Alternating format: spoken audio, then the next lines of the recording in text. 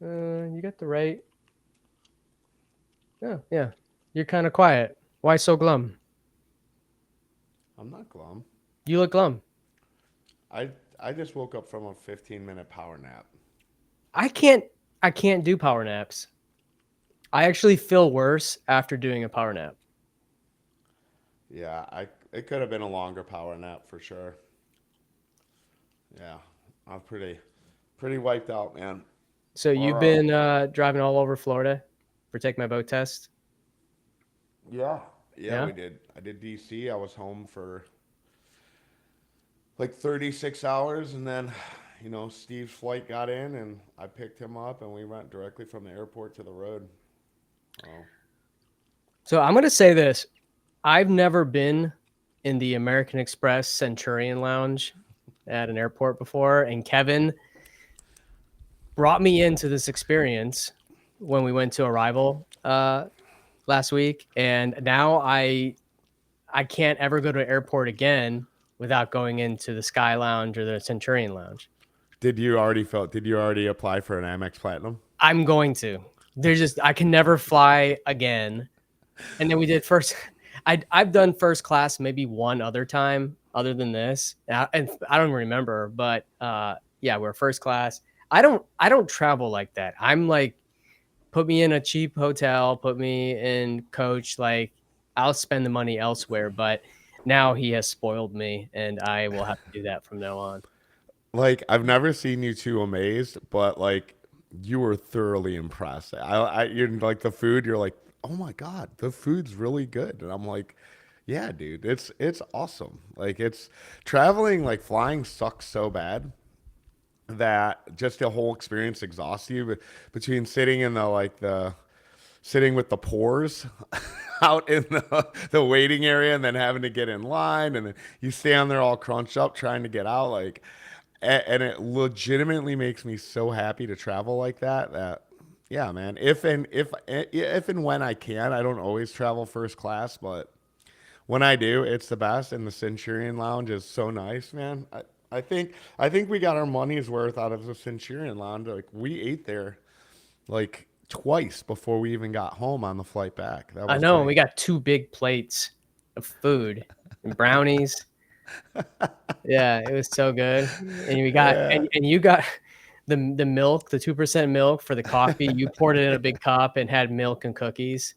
yeah, man, Uh, that was great. all We ran into Evan Evan, from yeah, Thomas. yeah. Evan from Thomas was there, one of them. Yeah, So we got to yeah, continue the networking from Arrival experience. So yeah, well, man, I'm glad I experienced that. I exposed you to that and a new thing. Like lots of big stuff happening this week in your world, in our world. I mean, where do you want to start? Top of the show, I want to, top of the okay. show. Let's talk about the biggest news, which is your book. Book, and we're gonna go into that in a second, but Okay. let's so Viator, um, new sponsor this year at the port.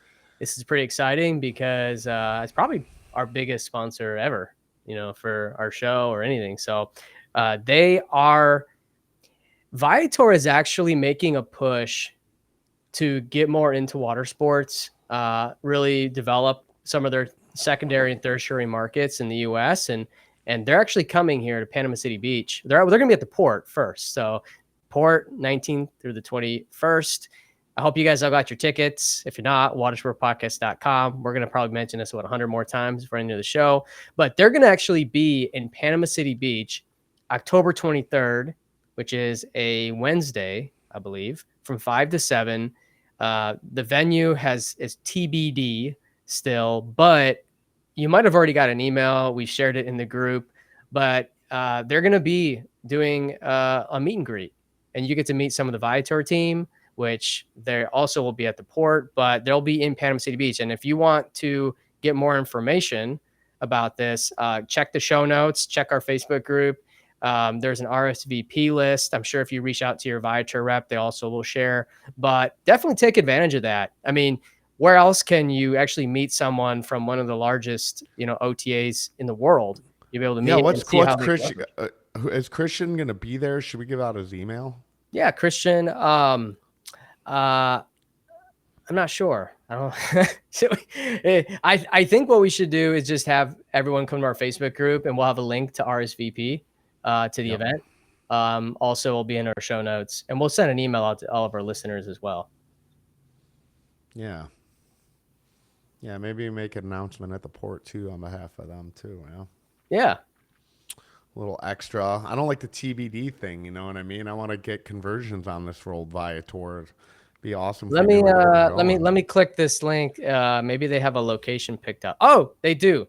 Whoa, They have a let's location. redo this. I don't know where they're gonna be. Somewhere in Panama City Beach. Just fucking call 1-800-Viator and see if you can figure it out. Well, the email I got last week didn't have it said to, but okay, so they're going to be at Pompano Joe's Seafood House, 16202 Front Beach Road, Panama City Beach, Florida. So that's where it's going to be. There's an operator happy hour. Anyways, check out our Facebook group. Check out probably your Viator dashboard. Check with your Viator rep and go check it out. Kevin has disappeared from the show. I'm like, now I've got a signature thing. Because while we were at Arrival, this young lady was sitting next to me at a presentation, Douglas's presentation. And she leaned over and she goes, looked at my badge, and then she goes, Kevin, like Awkward Watersports Guys? And I go, yeah. She goes, sorry, I'm bad with names, but I recognize your face. And she's like, I recognize the gum chewing. I'm like, yeah, it's my brand. Yeah. Super cool. Super cool guy I am. Chewing gum in a face, only face a mother would love. Mm-hmm. Drinking black coffee. All right. So Viator, check it out. And as always, we're going to say this again, port, last call. This is the last podcast before the port. We have almost 300 people. That's almost double last year. 30 vendors, 200 operators, 200 plus operators. It's going to be a big event. Destin, Florida, Destin Palm Beach Convention Center on Okaloosa Island. And the event kicks off on Sunday. We have a sunset tour. Chenmark, the folks at Chenmark have volunteered their Buccaneer pirate boat. So we're going to have a sunset tour from 5 to 6:30, early registration. And then we're going to kick off Monday and Tuesday with tons of programming sessions, jet ski trail. We have 10 people signed up for the jet ski trailer competition. That's going to be fun. And we got so much fun. Boat ride, Cruising Tiki's and Torski are going to do boat rides for the happy hour events. I'm excited. This is definitely going to be the best event yet. So. Yeah, and we're taking it back to the 90s. We're having a wet T-shirt contest. We're not. It would be so awesome if we did, though. I'd be so happy. Did I ever tell you I judged a wet T-shirt contest, Panama City Beach, spring break? No. I did. I swear to God. Actually, there's a picture of me putting beads on one of the girls in the wet T-shirt contest. I was nominated. Club La Vila, 2003. Is that even a thing anymore? No, it's been long gone, but it was probably one of the highlights of my life, to be honest. I was one of 3. There's literally like 1,000 people, and I raised my hand, and the guy says, you, and I'm like, me? And he's like, yeah, you. And I look behind him, like, there's no way he picked me. And then I got to be like right there, like right on the podium. There's 3 guys, and they came up right there. And each girl that came up, I got to actually judge. Like it was. I bet you they thought it would be hilarious because they thought you were 12 years old. Oh, God. They were like, yeah, let's let this 12-year-old judge a competition. You're like, no, I'm 20. I think I was 19 at the time, actually. Oh, my God. That's incredible. It's a dream come true, but I felt empowered for the first time in my life. I'm like, this is pretty cool. What? You felt empowered by judging? Empowered. I get to actually judge this contest. So, I mean, it's pretty awesome. Yeah, before you were the boat boss, you were the wet T-shirt boss. The wet t-shirt boss. Yes. Uh, Yeah, well, let's get into that, man. So, um, you wrote another book, yeah, the like book I should have wrote, three. right? Yeah. Kevin gave me shit for like 2 months. He's like, "Why'd you write a book on OTAs?" And he's like, "You should have wrote a book on booking software." So I actually took that conversation, and it's the introduction. And Basically, Kevin's like, "Why'd you write a book?" He's like, talk about booking software. Tell us how to use it." And I'm like, "Okay." And it wasn't too long after that conversation. I'm like, "He's right." I don't want to tell him he's right, but he's right. And a I lot of the started time, writing. I'm right. Yeah. Yeah. So let's get into that a little bit. So a little bit about the boat boss, like what's it about? Yeah. I didn't even get my copy yet. Oh, I got one for you. Okay. Got a special copy for you. Signed with a Yeah. special note. I got the first one right here, Yeah. right on my desk. All right. So Boba, so basically the reason why I wanted to write this book is because I think like boat rental operators are now kind of past that. Like they're not, I wouldn't say they're fully integrated into tech, but you know, most people have booking software now. They're starting to dabble into tools like CRMs and different like integration programs, digital pictures. And it can be kind of overwhelming at times. I mean, Kevin, you have a tech company. He does, digital boaters test. We have VQuip that has renter's insurance, souvenir picks, photo flow, have photo tech, and it all integrates into your software. And it gets overwhelming at times to know if you need this stuff at the moment of time in your business. And I wanted to write a book to kind of explain how to use it properly, more so about the process and not so much the software. And I just kind of started writing. I think started with a couple pages, and all of a sudden, like I have a full blown book at the end of it. And I'm really proud of this one. I think this one is probably a lot more valuable than my OTA book, because the OTA, not many water sport companies are even using OTAs. If they are, it's very limited. But this boat actually helps you run a tech enabled business. And there's lots of stuff like, some of my favorite parts about it is like the tech personalizations. So anyone can rent a boat, but renting a boat and adding different, add-ons the right way. We talk about damage protection, trip protection on almost every show, but how do you actually do it? What's the percentages? How do you show it in your checkout flow? There's a lot of things that matter. Like I was just telling Kevin last week about how just defaulting the option. So when you go in the checkout flow and you're choosing the options, if the options are pre-selected, you have almost a 50% higher take rate if they're pre-selected, opposed to someone actually having to click the field and add it. It's just little things like that. And I just want to make sure businesses have the knowledge and information when they start, and not have to kind of figure it out from themselves. Like this whole book can really shorten that learning curve. So that's what's kind of the inspiration behind Boat Boss. Um, do you have any funny anecdotes in there? Like, are there good stories, or is Yeah, it there are just good stories. or So is it another technical manual, no, Greg? no, there's lots of funny stories actually. All So right. my favorite story is when I don't want to give too much away, but Jeremy Perry, who runs the Sunny Lady, he was on our show, Captain Jeremy, a few years ago.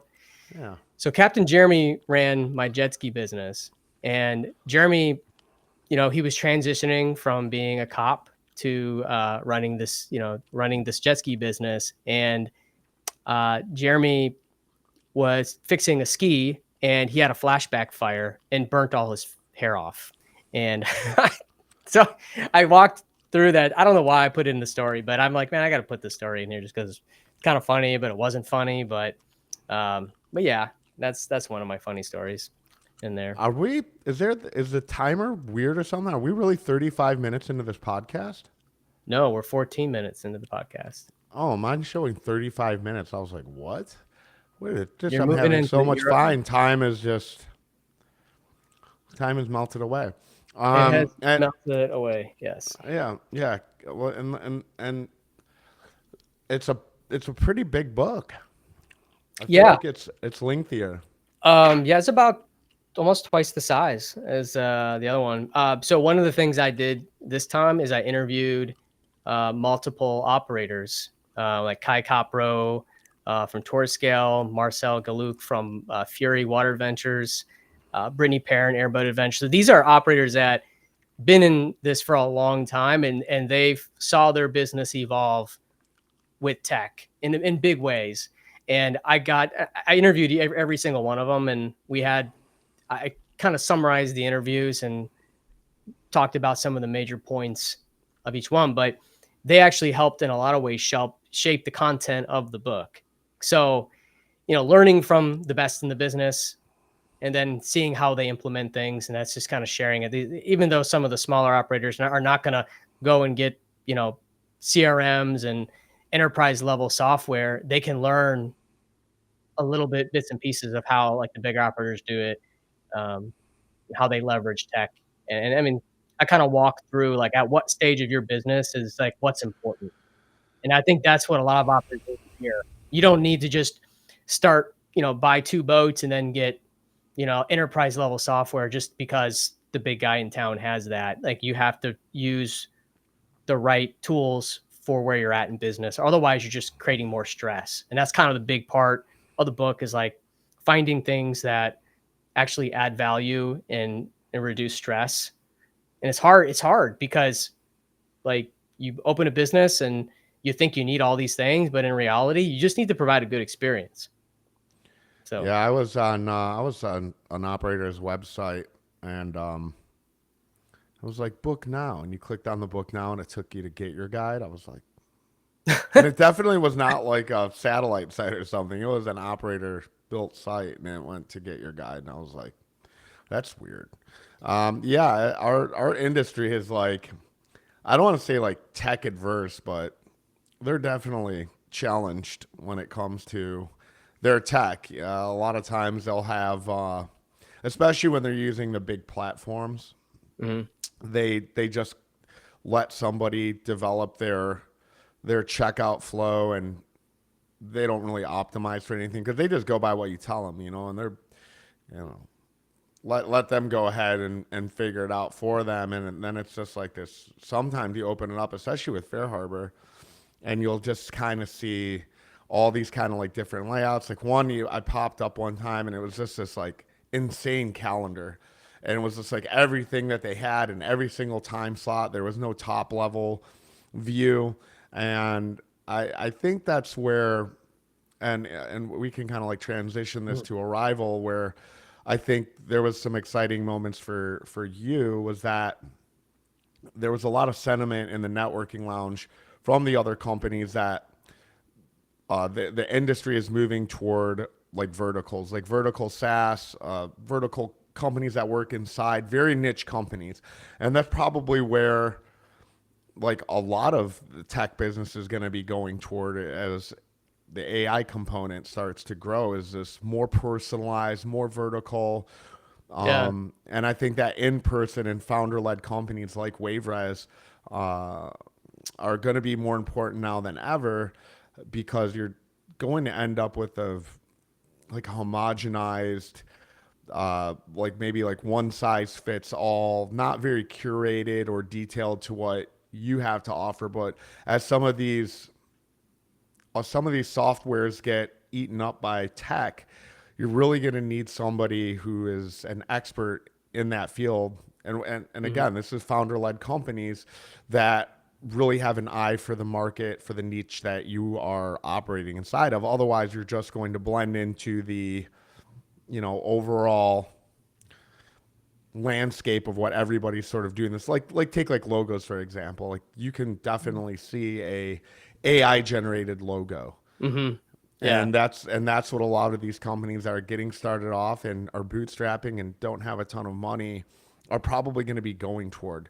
Chat GPT, AI slop, ad copy. And if you're coming into this industry, and again,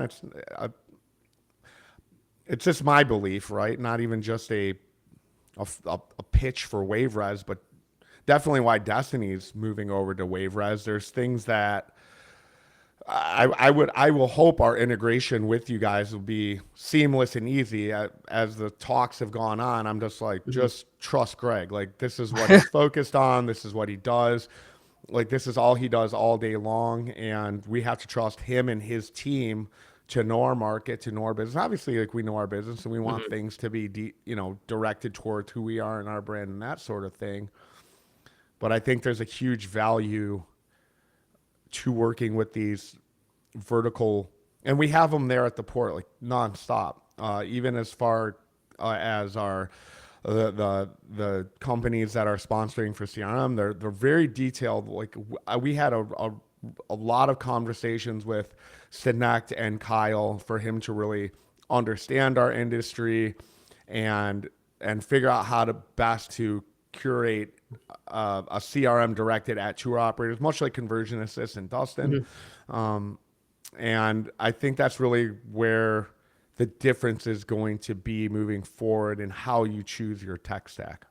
Yeah. No, no. I mean, even Dustin. I mean, Dustin definitely works with more than just water sport companies, but most of his clients are in boating, and I would guess that a lot of his thinking for features and processes are based around the boating industry, which is why I refer Dustin a lot opposed to something more broader because I know he knows boating well. Yeah. And so, I mean, look at you. I mean, you talk about founder led sales and you would take my boat test. Just imagine if take my boat test was just broad. It could basically work for all different verticals. I mean, how hard would it would sell if it wasn't just boating? If you're talking to a jet ski operator and your expertise is in home services and you have to find that common ground, especially when this industry is a very relationship based industry and people want to work with those who know and have worked in the same thing in the same field. And I agree. I think with AI, with the cost of development coming down, software and anything you do, whether it be booking software or anything else, it's all going to get easier to build. And we got to ask ourselves what separates WaveRes and someone else, or Take My Boat Test and someone else, or Photo Flow and another photo service. It's going to be the people that are actually running the software and how relevant it is to your business, because features will start to drill down and get more granular based on the main verticals that they serve, which in our case will be boating. Because building a software and for all verticals, like I really give Fair Harbor some credit for having to handle 150 verticals and doing building that to 20,000 plus customers, like that's very hard to do. When you but as features become more granular and you're having to, like, you're needing certain things, like in Florida, we have a lot of regulations. Things are changing. It's hard for those big legacy softwares to then start building to that specific niche because, they got to also satisfy the other 149 verticals that they handle. And it's going to happen with all software. But I mean, I can go all day in this conversation, but I'm sure people listening are like, I don't fucking care. Tell me how to make more money with my And that, so and look, but that's definitely the point of what we do. I've said it yeah. all this, I said it all this week, to operators, like our, our missions are aligned greatly. Yeah.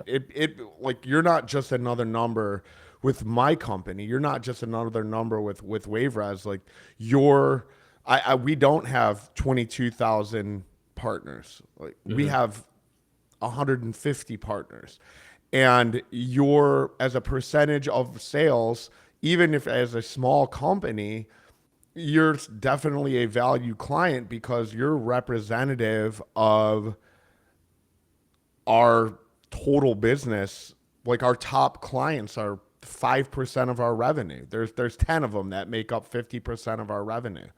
Yeah. So the attention to detail, the care, and to that point, neither of our companies are ever going to have 22,000 partners because we are working in a vertical with Yeah. one small niche. So it's incumbent upon us and necessary for our survival and growth to be able to serve that industry as efficiently and as profitably as we can. I say that to them every time I have a conversation with them.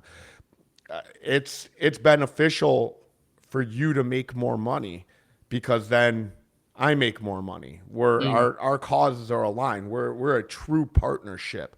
There's not 10 more of you waiting in line for Take My Boat Test and for Wave Res because you guys are specific to the water sports industry. You're not taking cheese tours. You're not working with, Museums. water parks or Yeah. museums or any of that. So our interests are, and I tell people all the time on the pushback, I'm like, I promise you, like if I thought you were going to lose bookings by going with us, trust me, I would. This is no. I would like no. We've solved for this. We've optimized for it. We want to see you make bookings. If somebody goes down to the road to your competitor and they're not my client, then that definitely doesn't serve either of us. And I definitely know you feel the same way. Yeah, it's funny you mentioned that. I was at speaking at Arrival. So Kevin and I were at Arrival last week, and I had an operator that he's a prospect. He's looking at potentially moving over to us, and he walks over and he's currently using Fair Harbor, and he said, "Oh, did you see Fair Harbor's new feature?" And I said, "No, what is it?" And he shows in his phone. He's like, "I can now add other tours from other operators in my checkout flow, so I can like package like my dolphin tour with my a guy down the street's parasail." And he's like, "Yeah, do you guys have this?" And I'm like, "No," but I'm like, first off, why would you want to do that? And he's like, "What do you mean? I can make more money?" And I said, go to booking.com, the largest travel agency in the world, and see if they allow you to add car rentals, flights, and other shit in the booking flow. They're not going to. Why? If you have someone already in your checkout flow and then you distract them with other tours, wouldn't they at least consider something else that's not yours and now they bounce out your checkout flow? I said, that's the worst idea that I've ever seen. And if the biggest companies in the world aren't doing it, then obviously that says something. I mean, when I look at tech and before I make decisions, I always look at what is Airbnb, booking.com, Expedia, what are they doing? And the reason why I do that is because they test things constantly. They're testing things, moving buttons around. I mean, someone told me that they could be running 100 tests simultaneously at any time. So if they put something in place, like Airbnb just decided to do the pay delay, kind of like what Viator and Get Your Guide do, which is kind of a questionable thing for suppliers because people cancel. But the fact that Airbnb did that, that's a major move that they probably tested for months and confirmed that it actually makes a meaningful difference. So, you know, these are the things that I'm like very particular about. I'm about converting. Once you get the customer purchased, then hit them up with other stuff. Sell them on other tours in the area, upsells, whatever. I mean, in my book, I talk about like you should only have 5 to 7 upsells at max. But I see some people that have like 20 of them. That's the worst idea. Get the booking, sell them the rest of the stuff later. Sell them other tours later. And every big travel agency that sells rooms or flights, they all do the same thing. And they said this is why like working with someone like Wave Res is good, because we're going to protect you from these decisions that could affect your conversion rate. So, I mean, got to be careful. Got to Gotta be protect your careful. revenue. Did you learn anything new at Arrival? I learned not to interrupt Bruce Rosar when he's in a meeting in the networking lounge. I thought he was gonna fight me. Yeah, that was No, I get it, man. I totally get it. Yeah. You just barging in. Even I get mad sometimes. You just barge in, "Blah, get a picture." I mean, I wasn't like that at all. I was like, had a big smile on my face. I was like, oh, both you guys are here. You guys, can I get a quick picture for a moment? And he was like, oh, yeah, when I'm done with this meeting, Kevin, I'd love to take a picture with you. He's like, get out of my another time. And I was like, emails, text messages, like found me in the thing. And he was just like, I get it, man. Like B2B is tough, man. Yeah, I I will tell agree. you. And I'm gonna talk about it at my keynote. I'm gonna talk about the keynote. Not that B2B is tough, but in our industry, um, in our industry, we have this like really unique problem, right? And it's that we open up shop, we turn on ads, and money just starts pouring in. I don't know of too many other businesses that are just going to turn on ads and just start making money. WaveRes certainly doesn't have that issue. You don't post ads searching for new clients on Google, and all of a sudden you just get to a 6 to 8 ROAS and your phone's ringing off the hook. I don't have that problem. Arrival doesn't have that problem. Business to business is a much different animal, especially when you're business to business and you're dealing with a lot of SMBs or small to medium sized businesses, because a lot of those small to medium sized businesses, myself included, are very,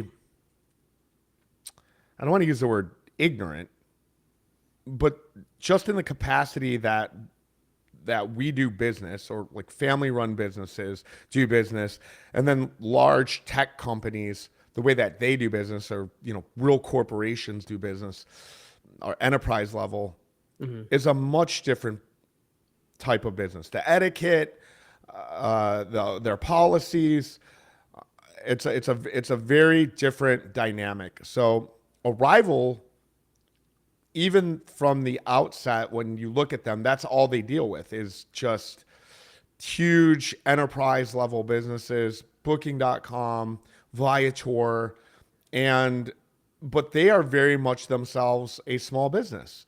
Like Yeah. Bruce has his wife is there. I met his son, Douglas. I've met his family at the events, and they're like longtime friends. They're very much a small to medium sized business. Arrival's not some 50 100 million dollar massive corporation, but that's who they Yeah. have to deal with. And so when you're it's like something I want to like just shame water sports operators about, is like, yeah, like, God, just show up to the meeting when you say you're going to show up. And we all deal with it, but Mm. there's like a corporate. You don't interrupt a guy in the middle of like a big meeting. They're having a big meeting, and I interrupted him, and Bruce was right in the middle of probably like an important point, and he really felt bad. But this is a small business, guys. Bruce is a small business guy.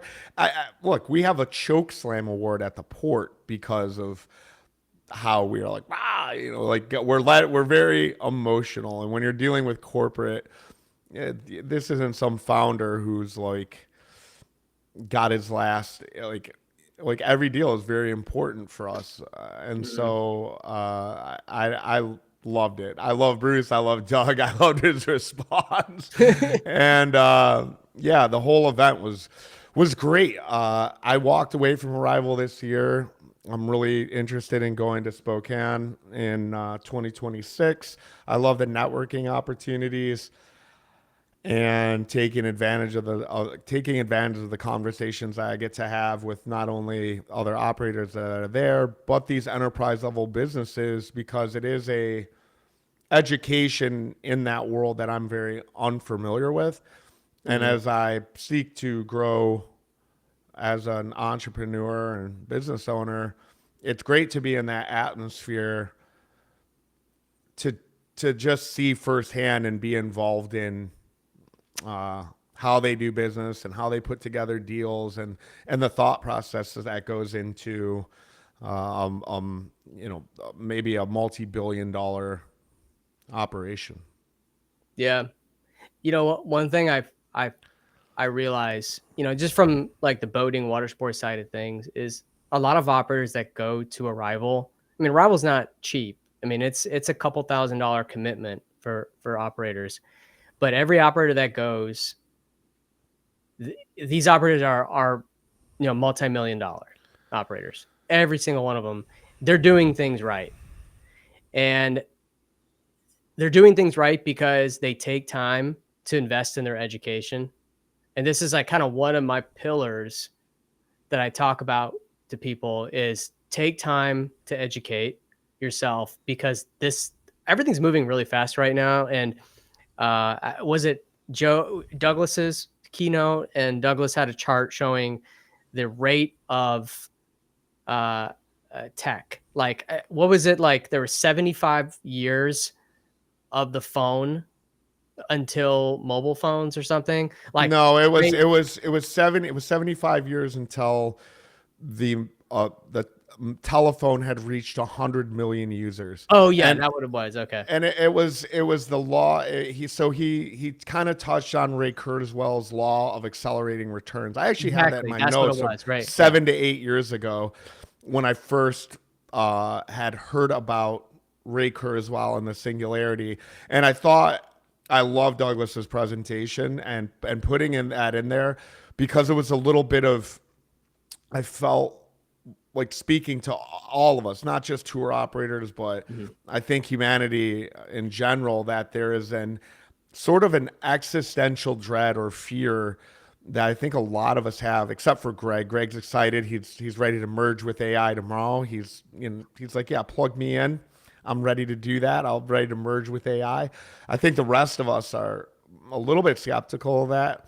And I like that piece of it because it just sort of like touched on the philosophical Mm-hmm. aspect of it and how this is not just affecting us as business owners, but when you look at that 100 million users in 75 years, and then the next was, I think, like the internet, and it was like 20 years to reach 100 million users. And then it went all the way to TikTok, which is 8 months, and then Chat GPT was like zero point 0.2. So maybe that was representative of two Yeah. months.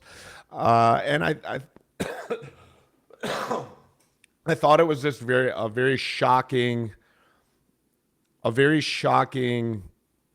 display and a use of actual hard data to show something that was sort of a kooky theory when that book, the first iteration of that book was written, 20 plus years ago. Mm-hmm. Yeah. This is part of the inspiration why I wrote my book. This is part of the inspiration why I'm really big into founder-led sales and why I want to work closely with operators through these next few years, especially because this tech is changing quickly. And I mean, I'm already thinking about the next. We're launching a new platform for WaveRes at the port. I'm already thinking of the next one because there's all these AI tools. And I do think AI is still a little bit buzzy right now. And most of the really good tech is not ready yet for small to medium sized businesses. But we have to think about it right now of like, what does the future look like in a year? There's a lot of talk around using ChatGPT to purchase things and not leaving that interface from chat. And then, the chat can do all. I still think we're a little ways away from that being like, routine. I But mean, every they just time, integrated with Shopify. yeah, every time I say this, then I hear things just like what Kevin said with Shopify. Yeah, I read that.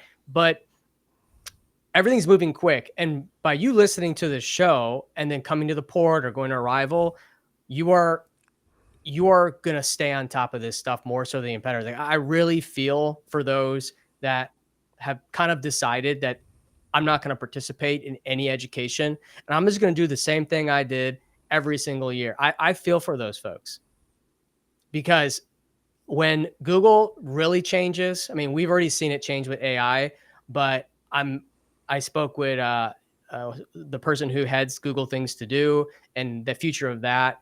Uh, OTA, It'll never affect water they're gonna sports. buy. No, it'll never affect water sports. Go on the road with me sometime and just, it'll never affect us. We'll be fine. As long as everybody doesn't use their jobs, these dipshits can just run on, I don't know, man, crack cocaine, whatever it is that they Well, do. Listen, hold on. I got to tell this yeah, story, dude. Because it is frustrating. yeah. Not because I can't get it. Part of it is when they tell you no. A little bit of me. I'm like, a little frustrated. I'm like, I'll buy what I'm selling. No, some of these companies, it's crazy. I stopped, it was like a beach service. So I'm walking down the beach and mind you, I'm in sandals, a t-shirt and shorts. I'm not carrying like a briefcase and a suit. Like none of these guys know that I'm trying to pitch something until I start talking. And I walked up to the guy and I was like, hey, is this, Bill's Watersports or whatever the company I was looking for was. And he's firstly, we're on a beach in the back of a hotel. He's smoking a cigarette. And I'm just like, I want to snatch that cigarette out of your mouth and fucking fire you so bad. And then I go, is this Bill's Watersports? And he goes, no. And he just looks at me. And I go, oh, okay. I was like, what's the name of this business? And he goes, I don't know. They changed it like a month ago. I was like, interesting. Interesting. I mean, that was the most glaring highlight of sometimes what's wrong with this industry. But there was plenty that I stumbled across that weren't like much better. And I feel like sometimes water sport operators are the most unjustly rewarded business owners on the planet. They could just open up shop like in the middle of an alley or something, but there's some water there and they don't give a shit. They're like, yeah, give me your money. Thanks. I got a jet ski. I know you want it. And I don't give a fuck. And it really is an affront to every business owner, every restaurant, tour, everybody that tries to run a business. And it's a struggle. Look, man, I have rented bounce houses. I've hung Christmas lights. I rent cars. I sell boat tests. You name it. Out of all of those businesses, water sports, as far as generating sales, is the easiest business on the fucking planet in that regard. Now, there's a lot of other things that are much more difficult, which make operators frustrated. And I understand that. It's a very blue collar industry. You don't really see like a happy mechanic or the guy coming to change your toilet or snake your drain, probably not in the best mood. But as far as industries go, you quasi expect that, but when people are on vacation coming to have a good time and you see this, like 10 out of 10 operators did not have a great greeting. Like it's shocking that you walk up and they're not, hey, how you doing? Welcome to Bill's Watersports. How can I help you? And that just it just doesn't happen. Everyone's just kind of like, yeah, what's up? Like, man, fuck you, man. Like it just, we don't do that at Destiny Water Adventure. If you're walking through your front door and Bella or our phone people are standing there, they're like, hey, welcome to Destiny Water Adventures. How are you doing? And it is just the bare minimum we can do as an industry. And it's just because, they have a 5% down year, and myself included. And I'm the most miserable son of a bitch because I know in the next 6-7 months, we're not going to make a dime, and I get it. However, that should never be translated to your customers, but it doesn't matter because they can just continue to operate how they've been operating and people will still come through the door. But what I will say is this. When you see your numbers at 10-15% drop, there's also a reason. It's not just like the market's bad. Like we experienced a little bit of decline, but we've been fighting like a dog since August to get those numbers back on track because I'm that guy. I am that guy who's optimizing his tech stack. I am that guy who's still making sure sales are on. I am that guy that's fighting for every single dollar in October. Like I don't give up. And there's a lot of younger guys that are like me that are going to be the same way, that are going to be hungry. And if they're on the path for growth, like sitting there smoking a cigarette, not having a nice greeting, being, dressed in a uniform and bringing customer service at its very bare minimum is not going to cut it. Like you're getting your dick kicked in because you're operating like a hobby business. And Yeah. that just, it's not going to cut it as things start to accelerate. You're going to have to change with the times because those 10, 15% down years, there's more of them to come if you don't adapt Yeah. and act as And a normal business. you can get away with that operation until someone who is educated in things like, I talk about in my book, sets up shop right next door to you or close by.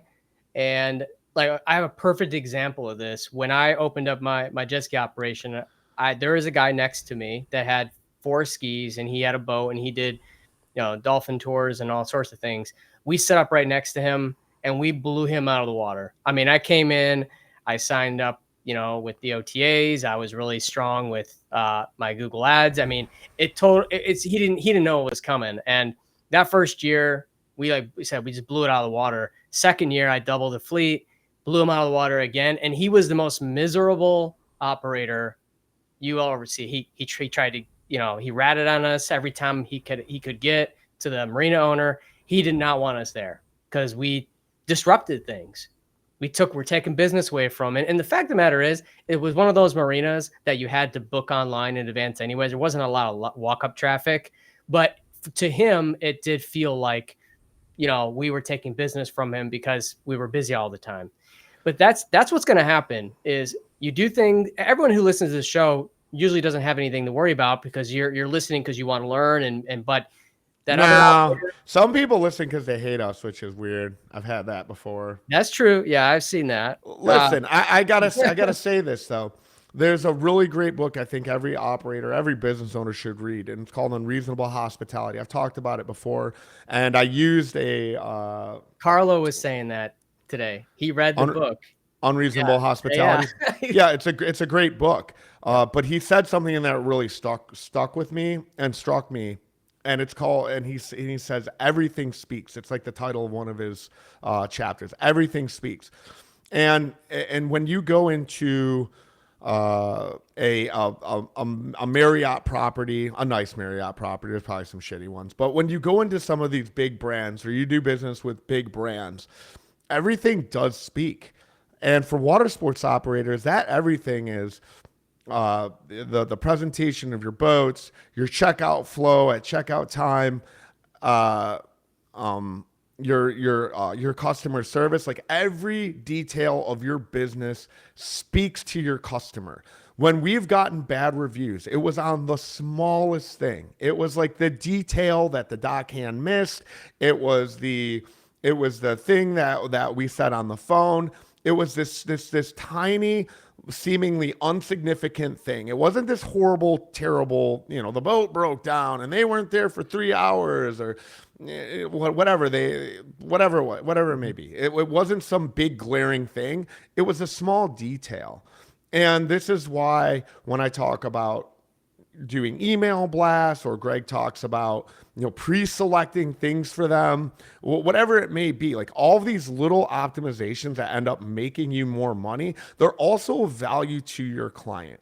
I hate to be like a pitchy bitch about take my boat test, but I just got off the road. I had to steel man every single thing that we do and why it is that we're more expensive, because we're a better product. Period. Like we solve for efficiencies that my competitor does not. We add more value that my competitor does not.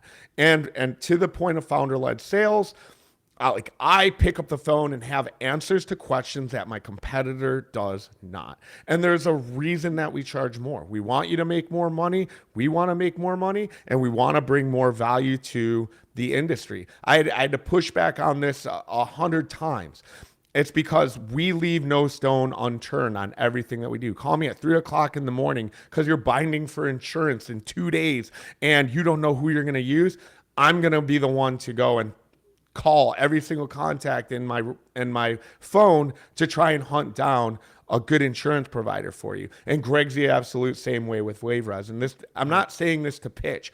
What I'm trying to illustrate is that you have to be the exact same way in your business.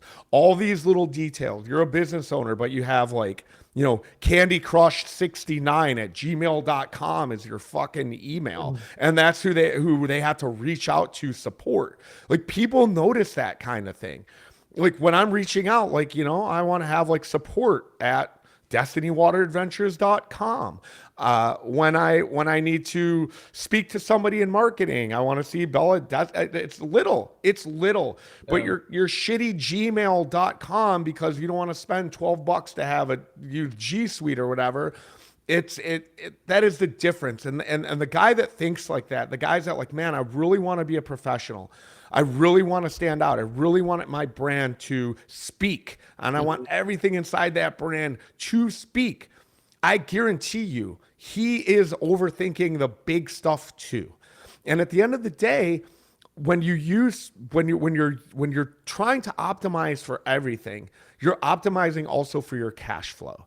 And so when it comes time to make critical decisions, and you're like, oh man, am I going to do this or am I going to do that? Well, I'm not going to do this because I don't have the money to afford it. Awesome. It's not about you going home and putting a pool in your backyard. It's about you being able to inject further cash flow or cash back into your business when it comes time to buy new boats, when it comes time to buy new skis, chutes, parachutes. Like, I've seen guys that didn't have the money to buy new chutes, and you see the parasails out there, and you see a chute that's 3 years old and it's faded and it looks old, and then you see the other chutes from the other companies and they're brand new and bright and shiny. Like, that speaks to customers. Yeah. I can't. It's Yeah. so. In my other business, we have a security app, and we have 6,500 premium users, and Alex, my business partner, does all the support for that app. And I can't tell you how many times he gets emails, because we used to have our main email was at Gmail for a while, because it was like a kind of a side project, and then it turned into something bigger, and we never really changed the email out. But for the longest time, it was limit login attempts at Gmail. And I can't tell you how many times a customer responded and said, we weren't sure if this was spam or real because it wasn't actually at that domain. Yep. And I am actually now think of those things, because with AI and deep fakes and all that, I'm very particular now when I'm doing business with people. Like, all I get every single day is spam invoices every single day. It's like, Trip Shot goes $500. I'll click it, and it's some spam, and they want you to click the PDF and put a virus in your system. But every single day I'm getting, and it's getting more sophisticated. Sometimes I'll get emails, spoofing emails from my employees wanting things. And that's the life we live in now. That is the business environment we are in. And that's what customers are seeing. So if you are not at least making those small investments in a email with your domain name attached to it, you are missing the bigger picture here. Your uniforms for your employees, not a guy just out. And I get it, man, that there's days and their shirt gets dirty and everything like that. And I don't expect all my dock hands always to be in shirts. I don't.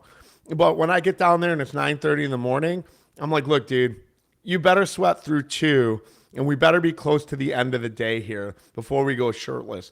And again, I'm going to get into it in my keynote presentation about policy constraints and policy bottlenecks. And it sounds boring, but to me, it's like the cool stuff, right? To me, it's cool to have a business card with Kevin at takemyboattest.com. It's cool for me to have a business card that says Kevin at destinywateradventures.com, owner, operator. It's not cool to have 17 fucking emails. I'll tell you that, because I hate emails. The point, none of us do. But I just can't hammer home enough. Jesus Christ, dude. I had this kid, and they were at like a boat ramp delivery, but he goes, yeah, we're using this one company, and they're giving us $10, and they sell the test for $20. And I go, oh, interesting. And he goes, it's only one question. It's the fastest test. That's why it's $20.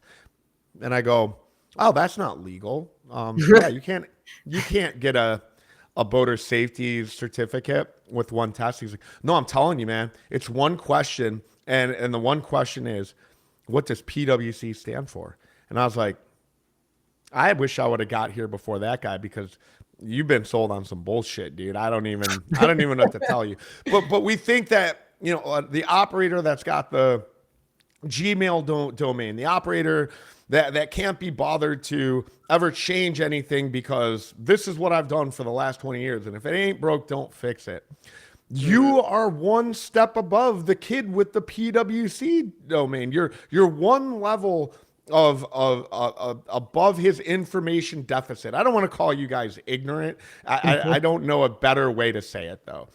You're ignorant. You're ignorant when you're using You crap can get software. an email on GoDaddy for $20 a year. It's not. I just use that. I just use that as an example. Yeah, But I'm just saying you can get an email for your domain for $20 a year. But to not show up, right? To not show up to an event that's for you, the only event that's for you. I had one operator ask me, he's like, "How much are tickets?" And I was like, "I'll give you a free one if you sign up with Take My Boat Test." Okay? But I don't want you making those questions. I don't even want that to be a thought that goes through your guy's head. And all of these little details, all this idea of everything speaks to a policy bottleneck that you have in your business with just a couple few changes. It makes all the difference in the world. If you love your staff like I do, it means being able to keep them on, especially if they're seasonal, for an extra 2 months. Maybe there's a little break in things and then they get to come right back. Making this additional profit, making this additional money, making your business better.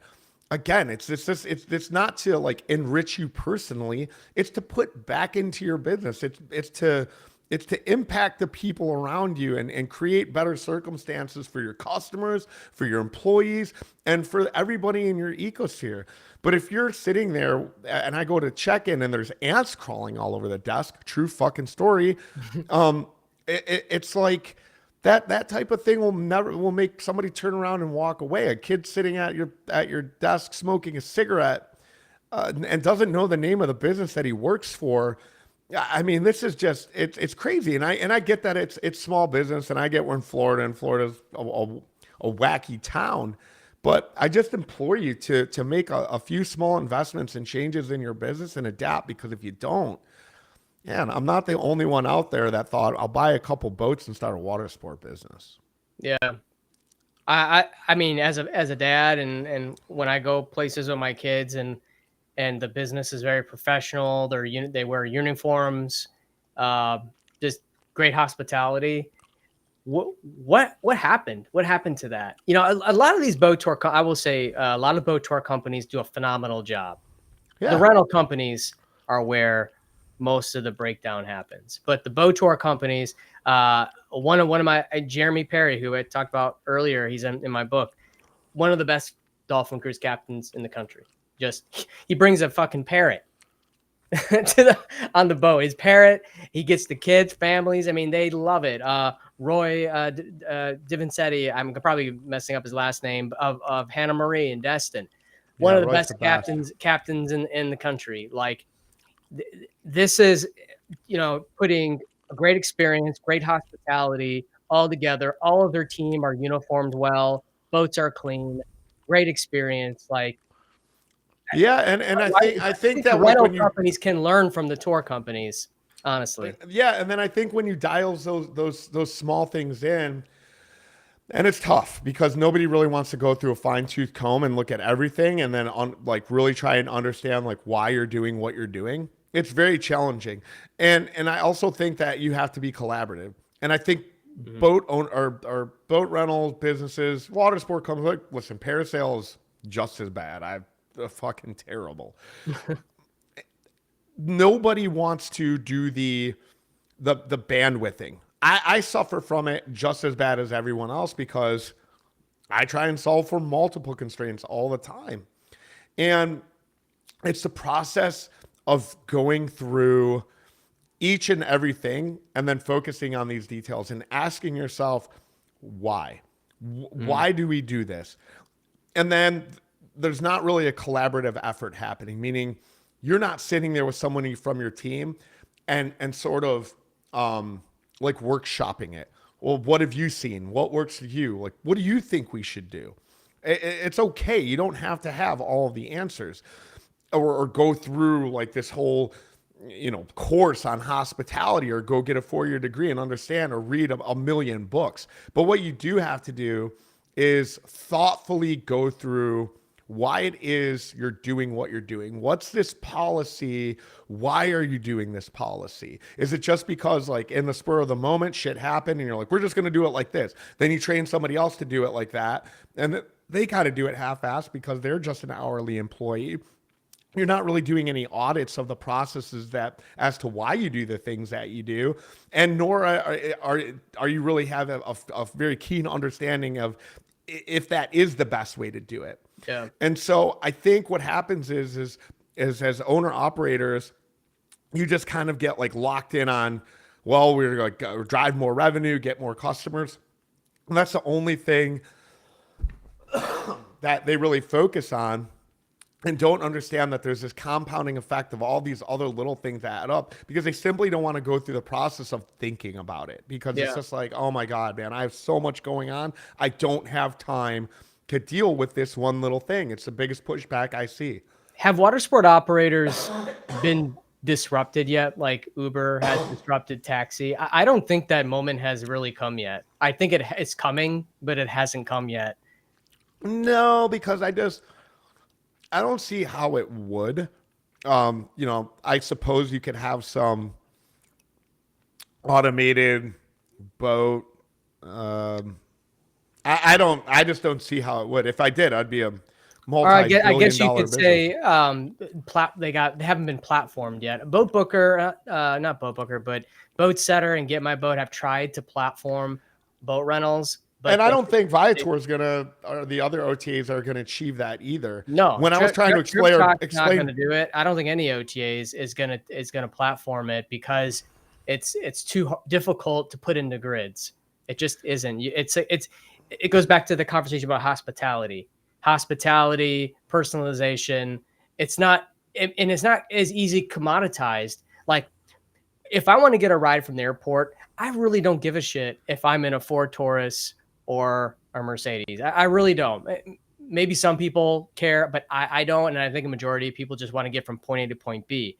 When I'm renting a boat, there's a lot of things to take in consideration. The amount of people you have, how fast, can it store things? Does it have a bathroom? There's so many things that need to be asked ahead of time. There's education requirements, like what Kevin serves. There's insurance. There's so many things that change the dynamic of renting a boat, which is why it can't be platformed as easily as. And I don't even think hospitality has been. It looked like maybe Airbnb was going to do that, but I can only go by my experiences through Airbnb and why I've moved back to more the hotel environment. If it's a small group of us, obviously when there's a really large group of us, we're almost like forced to go do Airbnb because it is pretty expensive for hotels of large groups.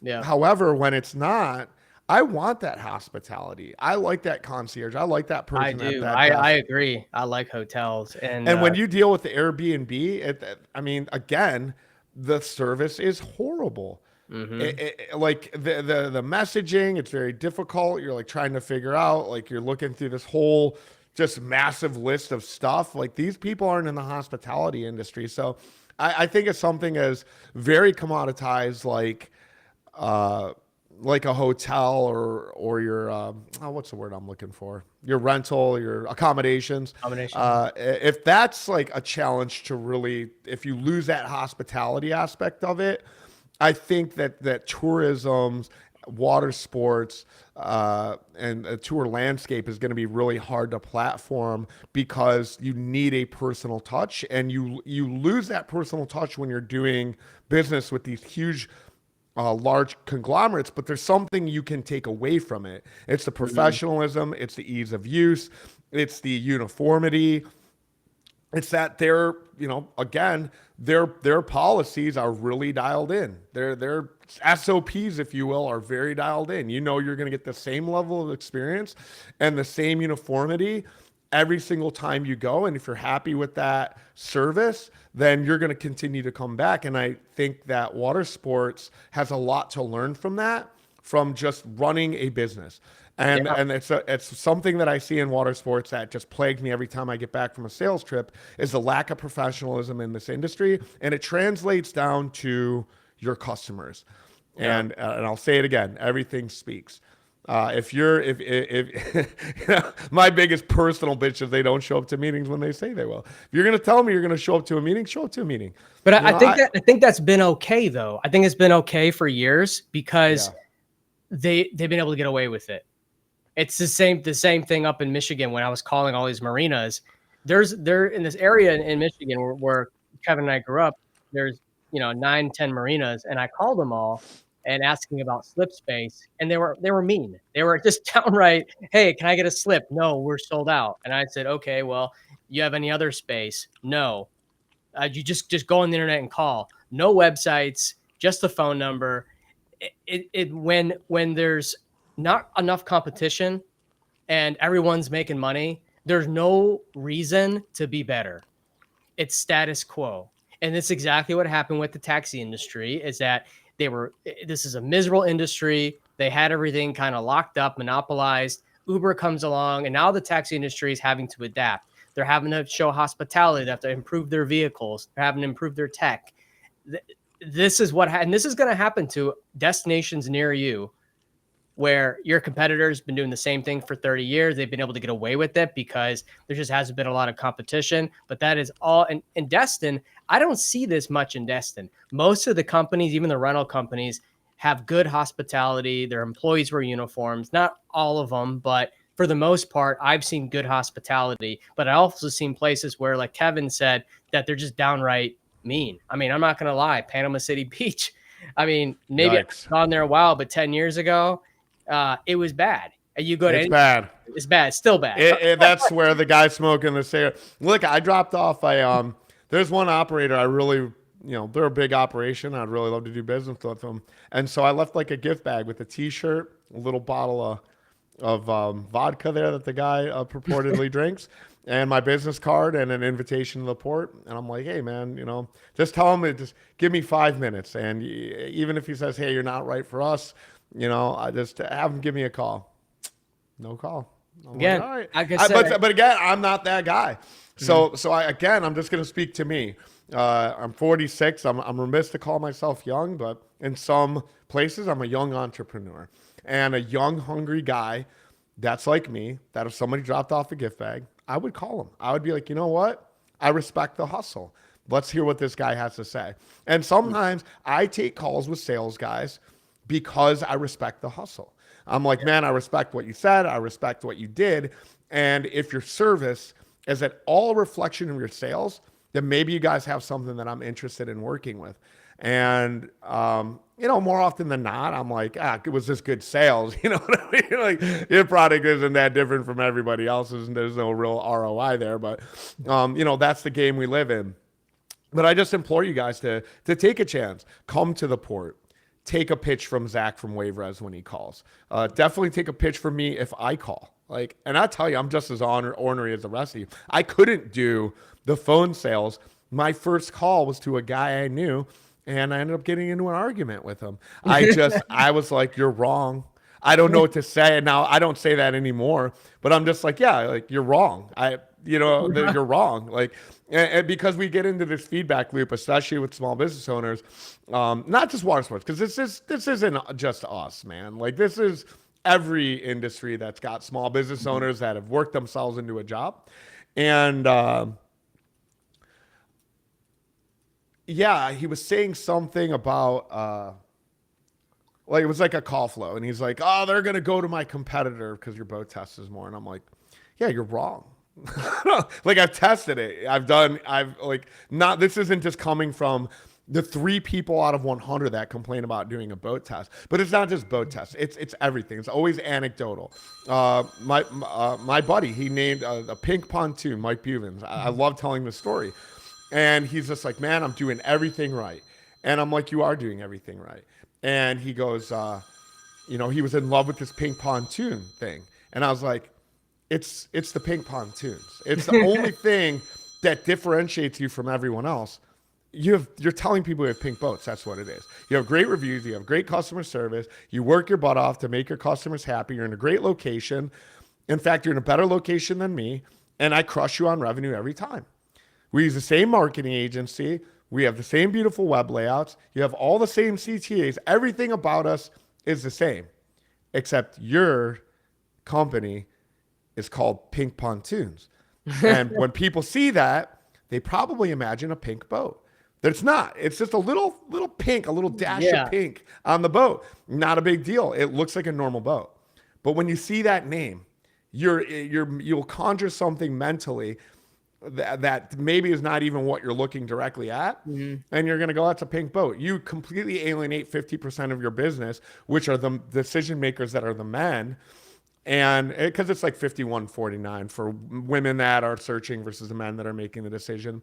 But yeah, it's that one thing. But anecdotally, in his brain, he's like, man, somebody told him out of the hundreds and thousands of reservations that he did, there was like 5 people that were like, man, we love this. And it's that bias. It's that confirmation bias that you're like, this is my idea. This is great. 5 people told me it was great. And it's not that. I can't tell you how many people will be like, yeah, if I do that, oh, this is good. So we've been running these ads for Wave Res on Facebook. I'm sure most people listening are probably seen them. And I was telling Kevin the other day that people are just mean in these ads, like straight up mean. Like one of them like commented, said I'm ugly, and others. I mean, just like, come on, of all things to say. But what was funny is that this guy said, I would never use a system that a customer pays 6%. That's robbery. He's like, I pay $40 a month for some scheduling program, and everyone should do it. And I looked up this program. It's some like really basic tool. No integrations with OTAs or CRMs or like support. It's not curated to water sports. And I'm thinking to myself, I'm like, this is our problem. He got it stuck in his head that this is the all. And for maybe some middle America, I'm renting 1 or 2 boats. That's probably fine. But in places, in tourism hubs where it's a different way of doing business, that would never work. But they just are in their own bubble. They just confirmation bias, and that's what they're going to go. And they're just going to tell everyone they know that it's crazy to pay a percentage fee or whatever. But this is why, like, you know, I mean, I talk about this group think in destinations where everyone does things this way, and then everyone feels like, well, that's how it's been done for 20 years. So I'm going to do the same exact thing. I'm going to start a business and do the same thing this guy does because he's done it and it works. But what they might work in their own regards. But what if you did something differently that could increase your revenue 50% or double it? And this is part of the problem, is that everyone just does what everyone else does instead of actually doing what works, what's actually right. And we got to change that. Our industry definitely has to evolve, because who knows what the next Uber could be in water sports. And you want to have a brand and a system that can move past that. You don't want to be owned and be working for a platform like Airbnb, which a lot of people have fallen in that. So, you know what you guys really got to worry about if me and Greg figure it out? If me and Greg figured out the disruption, what did I say last year at the end? I was like, my competitors will fuck you. I promise you, me and Greg will fuck you, man. We will roll you up and eat your lunch, man. You will be in trouble. If Greg and I could figure out how to platform water sports, I would keep all of you guys that are listeners and coming to the attendees. But the rest of you guys that are hiring guys that smoke at a goddamn check-in, man, I will eat your fucking lunch, buddy. Destiny Water Adventures coming soon near you. Probably not.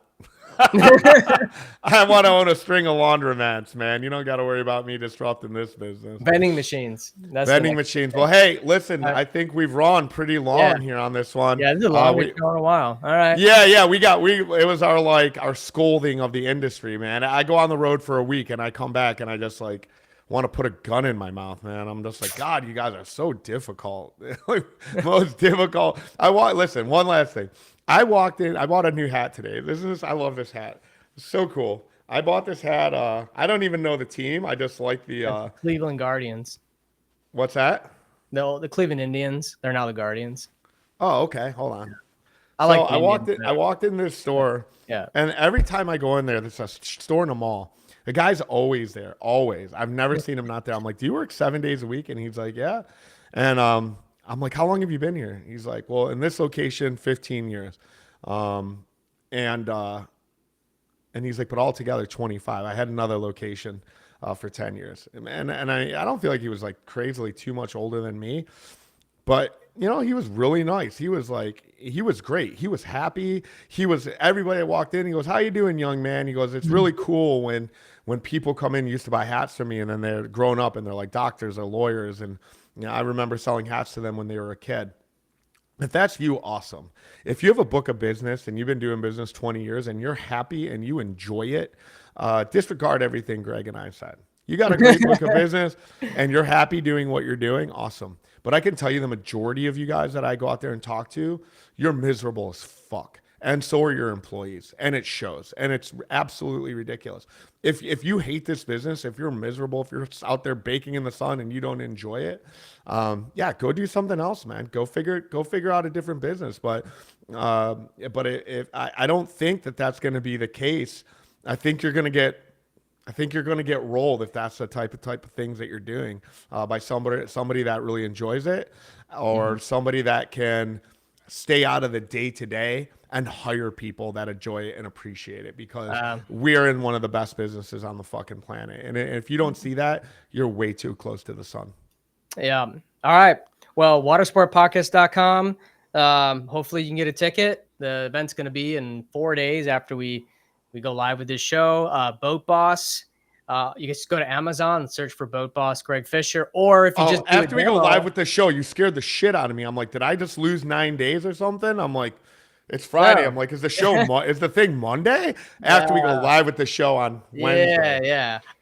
If you do a demo of WaveRes, you get a book for free. How about that?